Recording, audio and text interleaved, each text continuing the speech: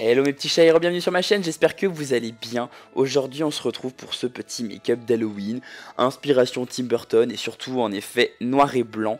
Vous étiez nombreux vraiment à me demander une vidéo sur Halloween et aujourd'hui on se retrouvera donc en mode voix off parce que c'était bien plus pratique pour moi. Du coup on démarre tout de suite. Je commence par appliquer mon full coverage blanc de chez MAC qui est un produit qui est ultra couvrant. C'est vraiment utile puisque je veux vraiment cet effet noir et blanc, cet effet décoloré. Donc je veux une opacité absolument parfaite. Je l'applique avec mon Beauty Blender partout. On n'oublie pas les oreilles, on n'oublie pas le cou. Le but étant qu'il n'y ait plus aucune partie colorée visible. Je continue avec ma poudre SFX7 de chez NYX Cosmetics. J'en mets la dose, c'est ce qui va fixer le maquillage et ce qui va vraiment matifier le produit Full Coverage qui est très gras. Donc c'est hyper important de vraiment en appliquer encore une fois partout. Je continue avec mon petit crayon jumbo blanc de chez NYX Cosmetics que j'applique sur toutes les paupières et que je vais travailler avec mon petit pinceau. J'applique le fard Cine de chez MAC qui est un fard en fait gris qui va me permettre de créer tout le contraste et tous les effets d'ombré de mon maquillage. C'est-à-dire au niveau des pommettes, au niveau des tempes, l'arcade du nez pour vraiment affiner. Je vais vraiment redéfinir et sculpter toutes les zones d'ombre du visage. J'en profite aussi pour travailler les yeux. Je vais commencer par travailler mon crease, c'est ce qui me permettra de dégrader mon noir beaucoup plus facilement derrière. J'utilise mon fard noir de chez MAC, n'importe quel fard peut faire le job. Hein. Je retravaille de la même façon que sur l'étape précédente, je vais vraiment intensifier et venir sculpter encore plus intensément.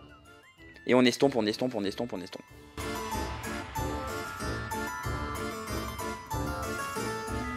Je prends mon petit liner en peau gel de chez Shiseido que je viens appliquer sur l'intégralité de ma paupière mobile et que je vais venir derrière estomper avec un pinceau assez rigide sur toutes les bordures de façon à avoir quelque chose de très diffus. Je continue avec mon crayon noir Féline de chez MAC que j'applique dans la muqueuse et vraiment sur tout le ras de cils inférieur de façon assez grossière et que je vais ensuite estomper et tirer vers le bas en forme un petit peu triangulaire si je puis dire. Je reprends mon fard Cine qui est le fard gris, je viens travailler vraiment toute la zone de la tête du sourcil que je vais estomper et dégrader vers le haut. Je vais le travailler également sur mon crease à nouveau pour fondre le noir que j'ai travaillé avant.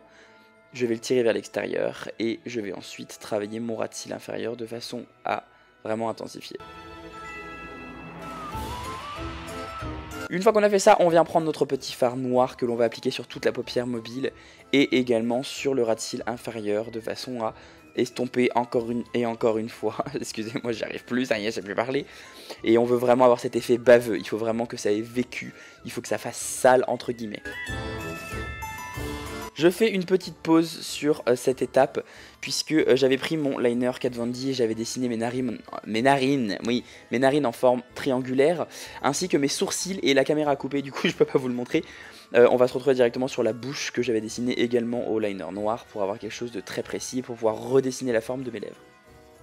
Je prends ensuite mon petit dot liner de chez NYX Cosmetics, c'est une merveille, c'est un liner en fait qui est en points.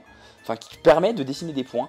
Et je vais vraiment travailler tout le contour de l'œil. Venir dessiner une légère forme de liner en fait. Et me permettre d'intensifier encore une fois le noir avec un effet de dégradé par du pointillisme tout simplement. Et je termine avec mon petit gloss pour les yeux noirs de chez MAC Cosmetics que j'adore. Et je viens l'appliquer sur toute la paupière mobile ainsi que sur le ras de cils inférieur. Ça va donner un effet un peu sali et ça va surtout créer tellement de relief et tellement de brillance au niveau du make-up. Ce petit look est maintenant terminé. Je voulais faire vraiment une vidéo rapide et quelque chose d'assez simple à réaliser.